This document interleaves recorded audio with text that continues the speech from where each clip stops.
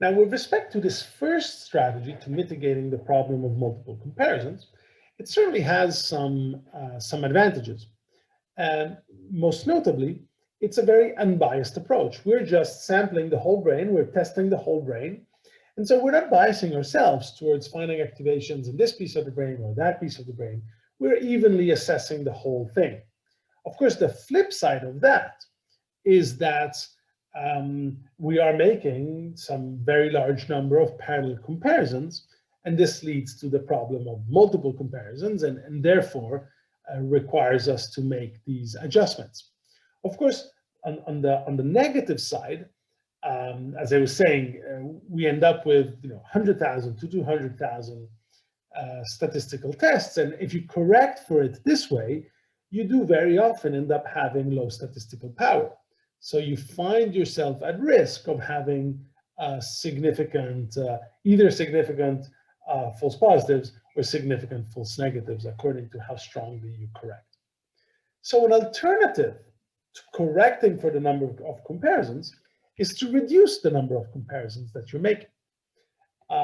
Instead of assessing the whole brain, can we reduce the number of voxels that we're testing in parallel? And there are two main strategies to do this. One is known as small volume correction. And the idea is just run the test on a small part of the brain. Don't assess the whole brain, only assess parts of the brain that are relevant to your hypothesis. And if you do that, you're probably decreasing the number of voxels that go into your analysis. And so the correction you have to make is not as stringent. To go one step further, you could actually use a region of interest analysis, meaning take some part of the brain that is of interest to you and average all the voxels in there, and then perform one statistical test on the average of all the voxels in the part of the brain that you care about.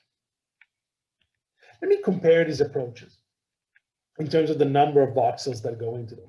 So your standard full brain approach, in this particular case, this one slice has 1,600 voxels in it. And of course, we'd have to, by testing 1,600 voxels, we then have to correct for 1,600 voxels using one of the techniques that we discussed earlier. Now, compared to that, the small volume correction. Small volume correction might be something like, well, my experiment is about, I don't know, processing auditory stimuli. So I don't need to look in the whole brain. I don't need to test the cerebellum. I don't need to test the brainstem. I could just pick this piece of the brain right here, which is where I think my effect of interest is. Maybe there's some prior literature that says that the effect of interest for whatever I'm looking at might be in here. And I don't test any other voxel. I only test voxels in here. Now I have 57 voxels. So the correction for 57 voxels is definitely way better than the correction for 1,600 or 100,000. So this would be a small volume correction. If you have an ex-ante reason for picking some subset of the brain, you could do that. Of course, on the other hand, you're biasing yourself to only finding results in the part of the brain you're looking at. You're biasing yourself against finding activations anywhere else in the brain, since you're not assessing the rest of the brain. Maybe there's something really cool happening on the other side. You'll never see that. And finally, the ROI approach would be to just say, okay, so I care about this piece of the brain. So I'm going to average all the values of all the voxels in here during condition A and condition B, let's say. And then I will just do one t-test. Average of all the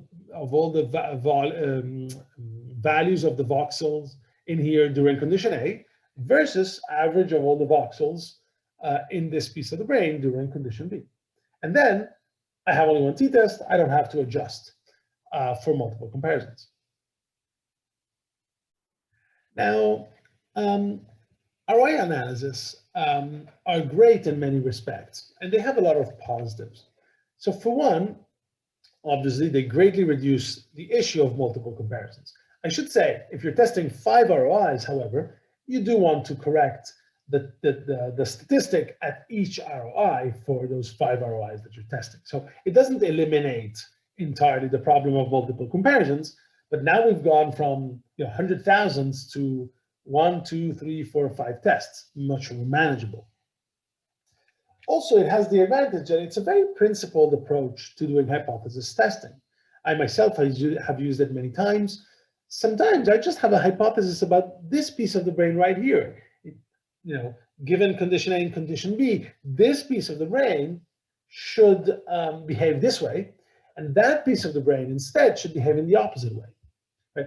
It's a very nice theory-driven way of addressing a problem. Furthermore, when you do full brain analysis, there is a risk that you end up interpreting every little blob that you see. And people have done this for a long time, what is known as reverse inferences. You see a blob, you see various blobs being significant, and you get caught into looking at each one and trying to back infer what it means in your task. Maybe the amygdala is active. Oh, my participants were scared when they were doing this task. And then you get, parietal cortex active, and you say, oh, this must mean that while doing my task, participants were using a visual spatial strategy. Right? This type of reverse inference is completely unwarranted, but people get caught into it many times. So if you do full brain analysis, you find yourself at risk of getting all these blobs and then wanting to say something about all of them and wanting to understand why they're there. And you might end up writing long discussions where you're completely making up the meaning of these activations. Furthermore, ROI analyses are actually very easy to present, at times much easier to discuss. And finally, particularly if you're working with brains that are not your beautiful 22-year-old perfect brain. In my case, I work a lot with patients, so sometimes where the superior frontal gyrus is in one patient is very different than where the superior frontal gyrus is in a different patient. So I cannot quite take their data and put them in a standard space and then credibly say that I've realigned these brains. I work with severe brain injury, often traumatic brain injury, so sometimes there's significant damage to the brain and things have been moved around quite a bit.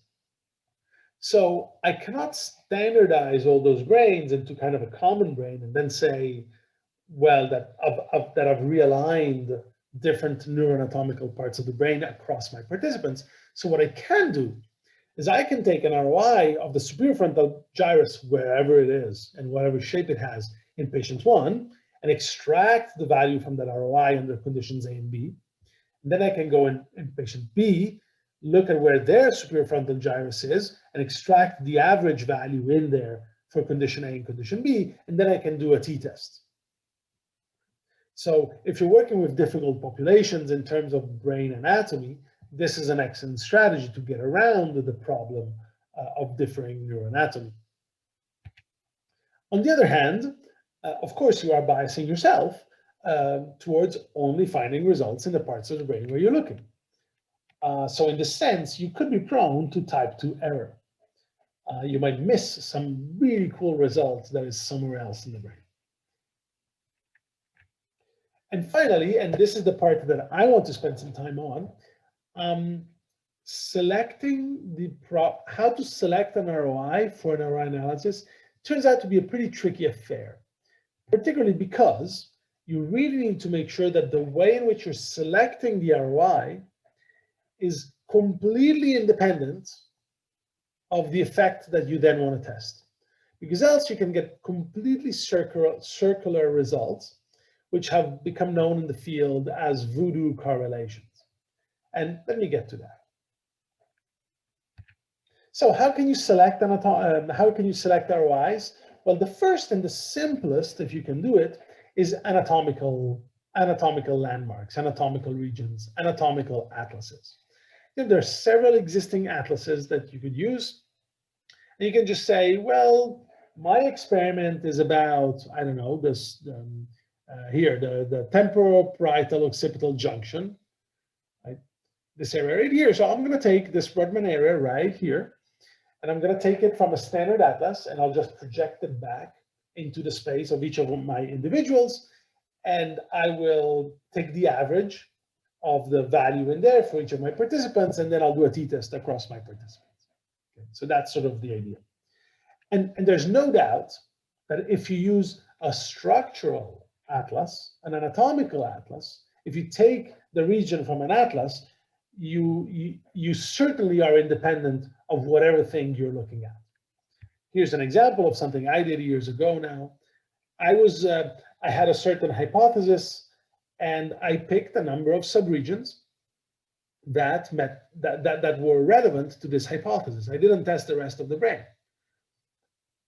So the hypothesis we had at the time were very, very special about, in fact, these two pieces of the brain right here, the inferior frontal gyrus.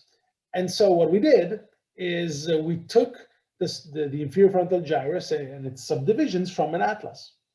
And then we used that as the criteria to select atlases, to select ROIs. Now, other times, and this is what works very well also in patients, so I do this quite a fair bit, you could actually use software such as FreeSurfer or FSL to segment parts of somebody's brain into ROIs. This, for example, is showing a segmentation of thalamus, hippocampus, and I guess the globus pallidus and the basal ganglia.